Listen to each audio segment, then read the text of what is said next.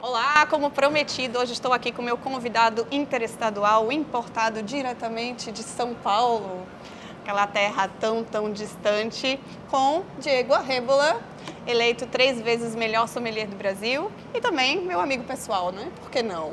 Obrigada por ter aceito o convite de vir fazer parte do podcast da Totalcast. Obrigado pelo convite, um prazer estar aqui, Bia, um prazer estar aqui compartilhando uma boa taça de um belo vinho com você. Iremos falar sobre esse vinho, vamos falar sobre Certamente. vinho, trocar ideia aí sobre o mundo do vinho, sobre ser sommelier, essa carreira, né?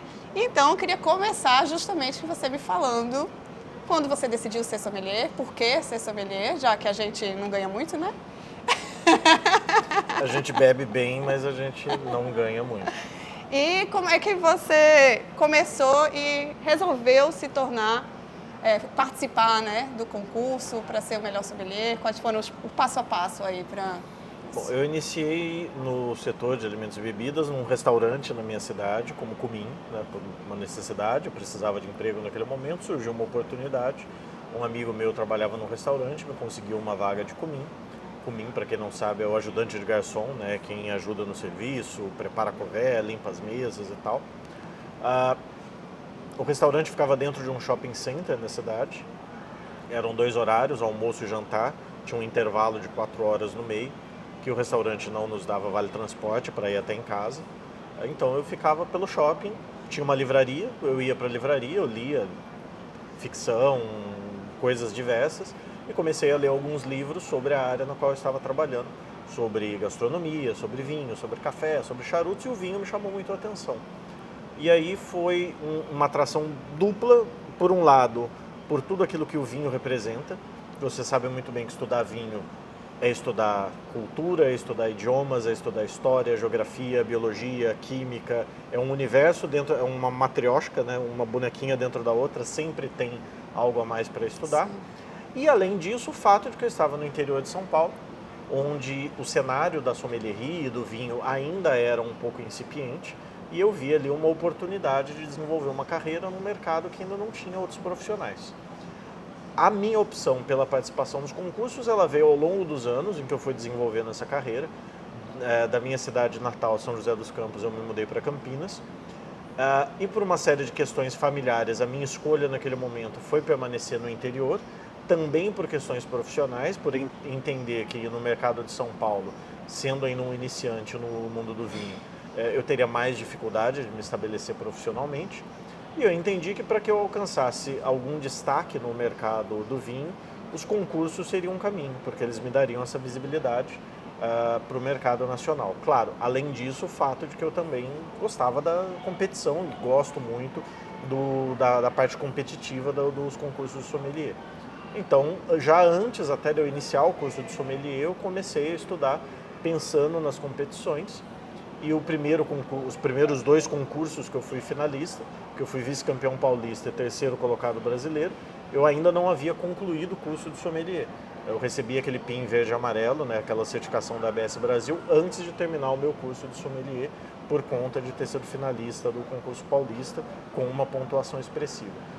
E ali eu vi que não, realmente, aqui tem algo que dá para eu me dedicar, e passei a estudar com mais afinco para vencer os 3 concursos brasileiros que vieram depois.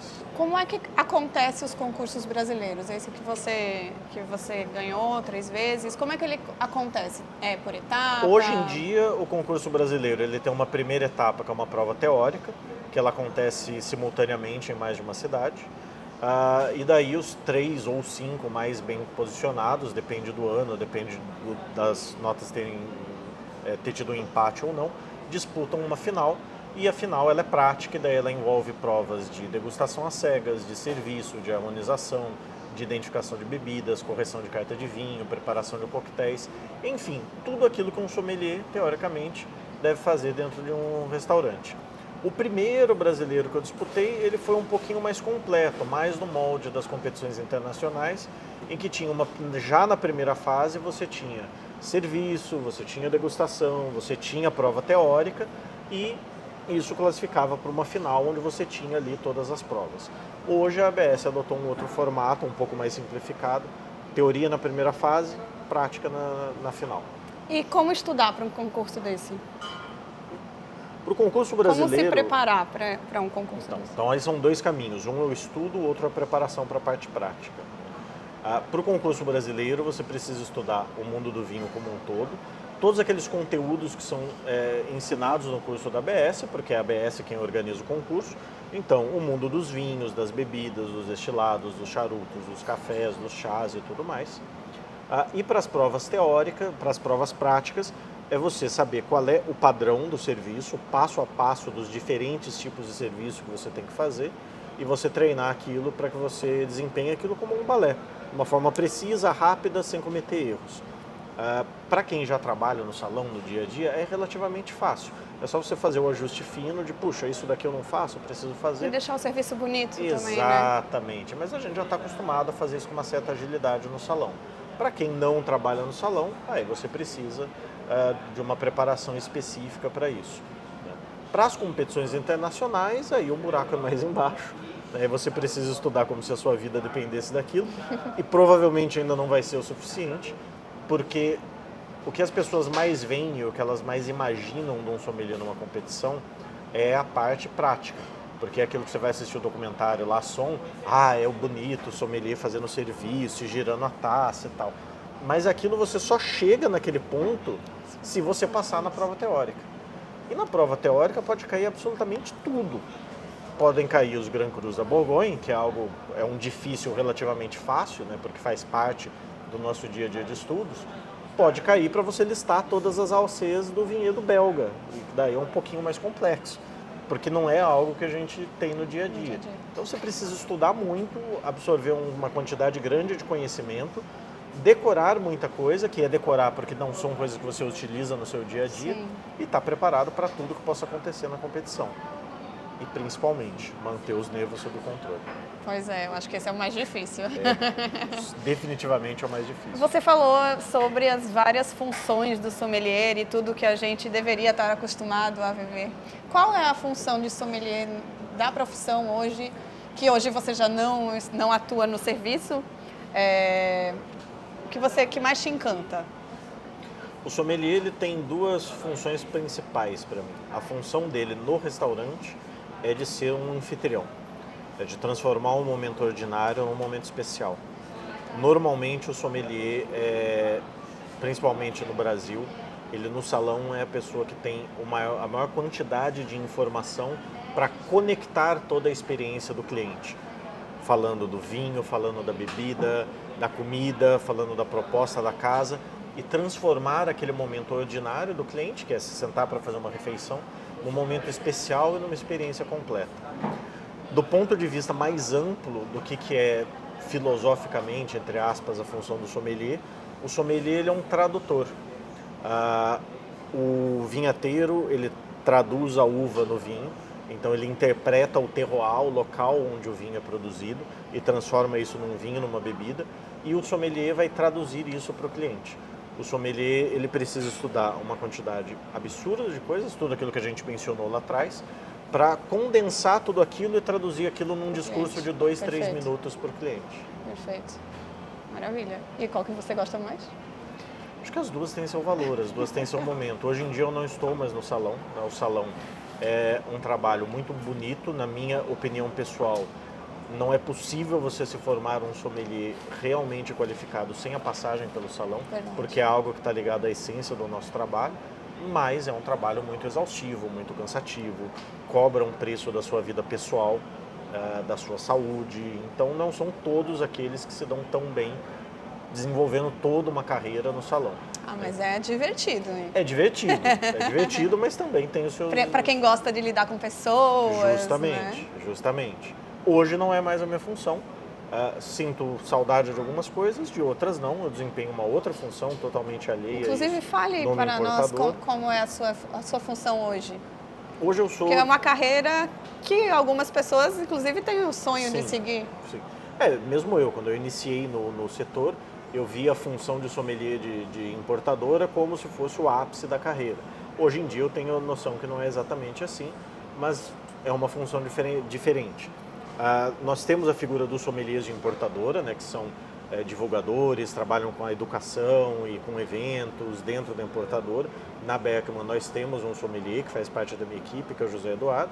A minha função hoje ela é uma função executiva dentro da importadora, como Chief Wine Officer, cuidando da diretoria de produtos, de educação e de qualidade. Então a minha função ela envolve a seleção dos produtos, montar o portfólio da empresa, selecionar o que fica, o que não fica, manter o relacionamento com os produtores ao longo do tempo, selecionar e reavaliar os vinhos periodicamente, manter contato com as vinícolas, mandar para eles informações relevantes do mercado, mas também trazer para dentro da empresa a parte de educação, de cultura do vinho, de formação, para o nosso time e também para os nossos clientes, para os nossos parceiros. Maravilha!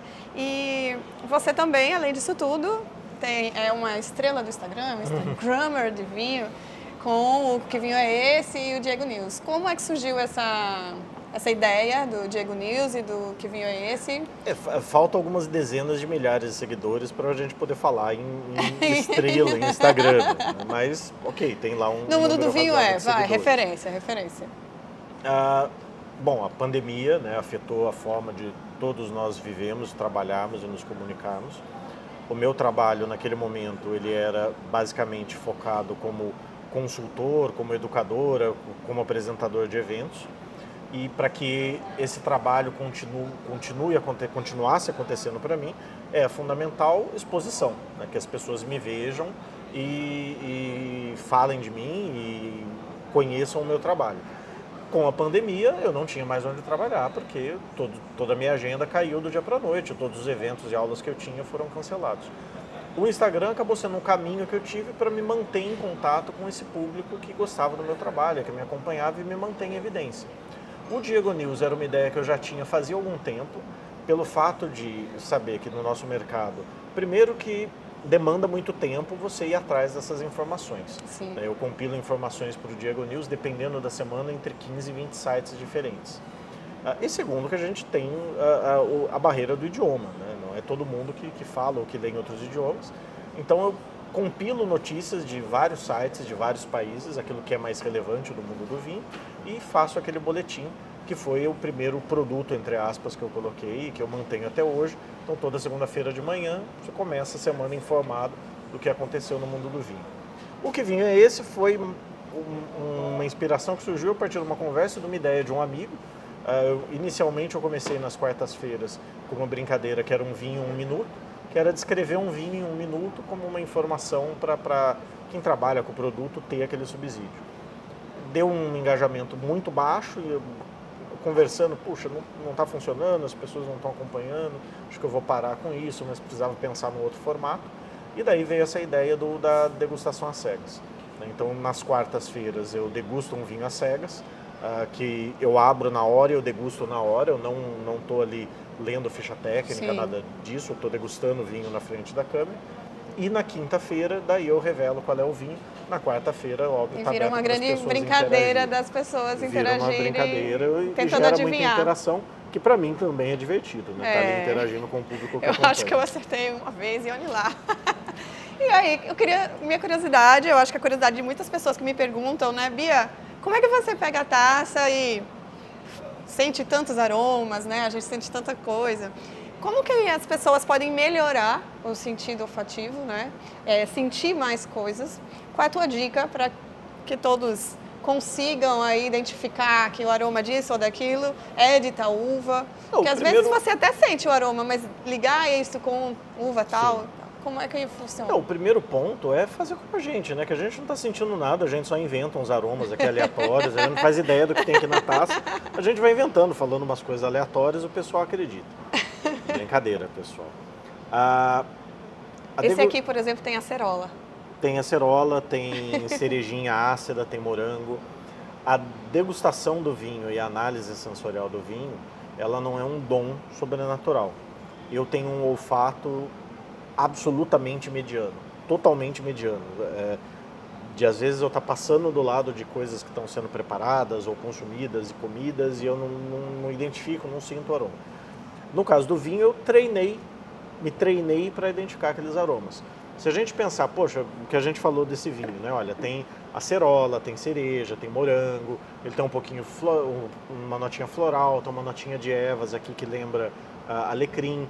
Se eu colocar todas essas coisas aqui em separado, para qualquer um que tenha um olfato normal, as pessoas vão identificar. Não, Sim. Isso daqui é alecrim, isso é morango, isso é cereja. É claro, o treino é você se forçar a identificar isso quando está tudo misturado, tudo junto misturado dentro do vinho. Então não existe truque, não existe mágica, é treinar, é cheirar e conscientemente procurar por aqueles aromas. Você pode ter uma rodinha de aromas, você pode ter uma ficha da W7, e que você vai... Não, deixa eu ver, tem morango aqui? E você pode ir na feira Não, cheirar, morango né? não tem. É cereja, cereja e por aí vai. E sim, também isso, né? Aromas que você não tem uma referência clara. Eu não tenho referência de alcaçuz, eu não tenho referência de morango, eu não tenho referência de cereja. Sempre que você encontrar alguma coisa com aquele aroma, com aquele sabor, coma, cheire, analise, porque assim você vai criando as suas referências. Maravilha. Bem, você falou um pouquinho que hoje você está como diretor em português, né? Diretor de produtos? Produtos, educação e qualidade. na Berkman Wine Cellar, né? E eu queria que você falasse como é que você seleciona os vinhos. Uma das suas funções hoje é selecionar os vinhos para trazer. A Berkman é conhecida por trazer vinhos muito de alta qualidade, claro. né? De vinhos, inclusive, de um preço um pouco mais alto para o mercado, vinhos premium. Como é que é a tua seleção de portfólio para também não ficar só aí, já que o nosso mercado hoje pede por vinhos mais baratos, e poder entender, por exemplo, você é de São Paulo, entender a necessidade do mercado de Recife, entender a necessidade do mercado sulista, dentro de um portfólio. Queria entender um pouquinho como é que funciona essa... São vários aspectos que a gente precisa levar em conta, né? As minhas visitas aos mercados onde a Berkman trabalha, como eu estou aqui em Recife hoje, é justamente nesse sentido de entender as demandas do mercado. Então, de visitar os clientes, de conversar, de ver o que tem nas prateleiras, o que as pessoas estão bebendo, para entender, puxa, o mercado do Recife ele precisa disso, que eventualmente não é o que o mercado de São Paulo precisa. Então, isso me ajuda a me orientar na seleção do portfólio. Embora a Berkman não seja uma importadora focada no vinho de volume de baixo custo, ela tem alguns vinhos com custo mais interessante, tem um volume importante de vinhos ali de preço médio e tem alguns vinhos premium que são muito relevantes de marcas como Antinori, como Vinha Montes, entre outras que fazem parte do nosso portfólio. A seleção do portfólio ela leva em conta alguns pilares, sendo que um dos principais é que o vinho tem que ser gostoso, né? Na Inglaterra a gente usa o termo deliciousness. O vinho tem que ser gostosinho, tem que ser agradável, tem que ser gostoso de beber e além disso o vinho tem que ser food friendly, ele tem que combinar com comida. A origem da Berkman é na restauração. A Berkman nasce com o Sr. Joseph Berkman importando vinhos para servir nos seus restaurantes em Londres, isso na década de 1960. E nós vemos o vinho como algo que deve estar à mesa. Então, o foco é encontrar vinhos, trazer vinhos que sejam gostosos, que sejam gastronômicos, que conversem com os anseios do consumidor, que sejam comerciais, mas vinhos que também representem de forma clara o seu terroir. Vinhos que tenham um senso claro de origem e que tenham uma ligação muito clara com as pessoas que o produzem. Sendo a Berkman uma empresa familiar, nós priorizamos vinhos de empresas familiares, mesmo quando nós falamos de grandes vinícolas. Empresas em que a família está envolvida na produção de forma mais ou menos próxima. E claro, né, vinhos que atendem às demandas do mercado, mas respeitando, antes de mais nada, esses critérios. Eu não vou trazer um vinho chileno, argentino, baratinho, meia boca, só porque o mercado, olha, Diego, o mercado precisa de um Malbequinho de R$40. Se eu for degustar o que tiver no mercado de Malbec de R$40 e não tiver nenhum que preste, eu não vou trazer um só por trazer, só para atender a demanda do mercado. Sim. A forma como nós vamos comunicar é, olha, não tem esse vinho no mercado. Sim. Dentro daqueles que são os nossos critérios de qualidade mínimos. Achei muito legal essa ideia de que vinho é feito para comida, né, para o restaurante. Eu acho que tem muito a ver com a proposta da Total, que hoje as nossas lojas estão dentro de restaurantes, então, querendo ou não, a seleção da Total tem que conversar com a comida, né, do restaurante. Claro. Para mim, a harmonização é uma das melhores partes da sommelierie, para ver a mais fascinante, talvez. E é interessante a gente pensar num portfólio que converse com a gastronomia. No meu caso, eu tenho que pensar na gastronomia do restaurante que a gente tá atuando, né? E assim, a gente está aqui hoje degustando um vinho Calafúria, que é novidade na Total Vinhos. Olha isso, isso aqui é lançamento, porque nem chegou nas lojas ainda. Então, estamos aqui com a primeiríssima garrafa. Um vinho da Total. É um vinho que eu degustei ano passado e já me apaixonei desde a primeira vez que eu degustei. Eu queria que você falasse um pouquinho sobre o que está por trás dessa garrafa bonita, porque o vinho é lindíssimo e os aromas a gente já falou um pouquinho, mas falar um pouquinho sobre o produto em si. Bom, o Calafúria ele é produzido por uma vinícola que se chama Tormaresca. Ela está localizada na Puglia. A Puglia, para quem lembra do mapa da Itália, o formato de bota, a Puglia é o salto da bota. A região famosa pelos primitivos. Justamente. Aqui no caso a uva não é primitiva, ela é a Negro Amaro. Ele é produzido com vinhedos que estão muito próximos ao mar, perigosamente próximos ao mar, né? Todos os anos o mar avança e tira um pedacinho dos vinhedos ali da Tormaresca. Uvas que são plantadas para fazer um vinho rosé. Ele tem pouca mineralidade para um vinhedo tão próximo ao mar. Se você for analisar, se você for pensar dessa forma, os rosés da Provence, que são relativamente próximos ao mar, também não. Eles não vão para esse lado da mineralidade. Está muito ligado às uvas que são utilizadas e ao solo ali também, né?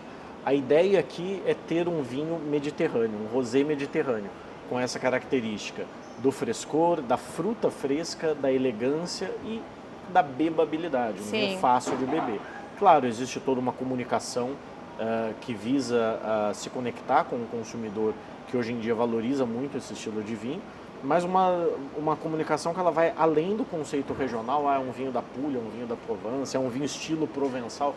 Não é isso. É um rosé gostoso, fresco, mediterrâneo, fácil de beber, uma boca que pede calor, que pede praia, que pede comida. Tem tudo a ver com Recife. E que pede mais uma garrafa. Pede mais uma garrafa. E qual a tua sugestão de harmonização, já que ontem você visitou uma das nossas lojas, hoje você está na segunda, e as pessoas vão querer ir lá tomar Calafúria, e você vai dar a sua dica aí, o que elas pediriam? Eu gosto muito de vinhos rosés com carne vermelha crua, com steak tartar, com carpaccio. Então, esse tipo de preparação, a carne de onça lá do Paraná. Diego, estamos com frutos do mar. Calma, a gente vai chegar lá. Vamos chegar lá. Primeiro, a minha preferência pessoal, o que eu gosto de colocar rosés. Quando a gente fala em peixes e frutos do mar, ele é um vinho muito versátil, né? Eu gosto muito de rosé com camarão alho e óleo ou a provençal. As ostras, né, que lá do Ostramar, são uma harmonização muito interessante também, especialmente aquela que leva um purezinho de maçã. Fica bem interessante porque a gente tem uma semelhança aqui de textura, que ele não é aquele rosé crispy, cortante, excessivamente ácido, ele tem uma cremosidade que casa bem com aquela característica das ostras com o purezinho de maçã. Gente, aqui a gente está no Moendo na Laje, gravando essa entrevista, e aqui casaria muito bem com o croquete de vatapá que tem aqui, que é sensacional. E com o polvo também, o polvo glaciado, ia ficar muito bom. Acho que teremos que jantar uma noite aqui. Vamos providenciar. Vamos providenciar. E aí, queria que você falasse um pouquinho sobre o mercado de Recife. É a terceira vez que vem aqui? Para visita ao mercado, sim, a terceira vez. E do Nordeste como um todo, como é que você vê, agora que você está mais inserido, né? Faz um ano que você está na Berkman, quase? Quase um ano, iniciei em agosto. Mais inserido nessa parte comercial, né? Mercadológica, do vinho. O que é que você acha do mercado como um todo? O que você acha que a gente tem muito a crescer, não tem?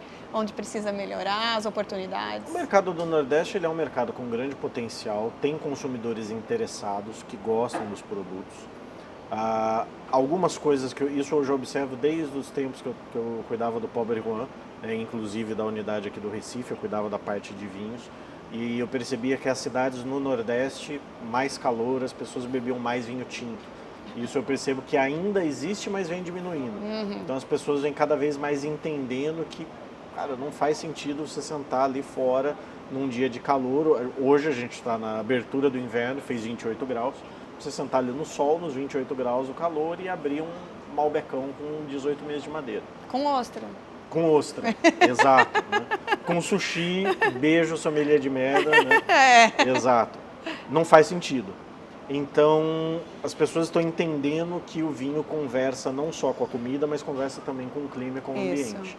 Eu vejo como um mercado de grande potencial, aliás, os mercados do Norte e Nordeste como um todo, porque existe esse público interessado.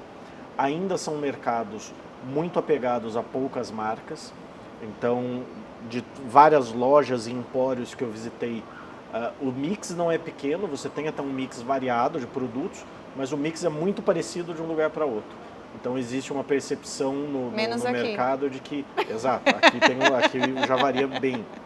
Existe uma percepção de que a marca tal é famosa, eu preciso ter a marca tal, e todo mundo tem aquela marca. E a gente nem está falando daquelas marcas hiper famosas que estão lá no Sudeste, como por exemplo o Vinha-Montes, que agora está conosco. A gente está falando de marcas menores, vinhos mais acessíveis, locais de Portugal, Chile, Argentina. Então eu vejo esse como ponto principal que poderia melhorar. Das pessoas, isso acontece também em São Paulo, no Rio, mas aqui talvez de uma forma um pouco mais exacerbada, das pessoas ainda se fecharem naquilo que elas já conhecem, na sua zona de conforto. Bebi Calafúria, gostei de Calafúria, Calafúria é meu vinho, só vou beber Calafúria. O vinho é meu, é da minha importadora, sou eu que vendo, quero que venda muito. Mas, cara, experimenta outra coisa, abre outro, olha, tem aqui esse Queque Francos Rosé, tem aqui esse Rosé do Loire, vamos provar coisa diferente. Sim. E criar novas experiências e novas referências do vinho. A gente precisa realmente isso. Gente, abram a mente, venham conhecer coisas diferentes. Aqui na Total hoje a gente está trabalhando com vinhos eslovenos da Bergman, então tem o Krasno, que é um vinho laranja maravilhoso, vocês já devem ter me visto falar sobre ele aí, porque realmente sou fã do vinho, então uma coisa diferente para vocês provarem. Tem um Pinot Grigio também da Eslovênia legal para vocês provarem, tem vinhos italianos com uvas diferentes, tem uvas diferentes. Um Riesling da Hungria. Um Riesling da Hungria também. Então, venham conhecer coisas novas, deem oportunidade para conhecer. Eu acho que a gente se surpreende como conseguimos trazer produtos maravilhosos para vocês provarem, degustarem e ainda harmonizarem aí dentro dos restaurantes. Justamente. Diego, muito obrigada. Obrigado. Foi um prazer trocar essa ideia com você, um aprendizado. Eu acho que a primeira entrevista que eu fico mais quieta, que eu sempre falo muito, porque você realmente deu uma aula. Saúde. Saúde.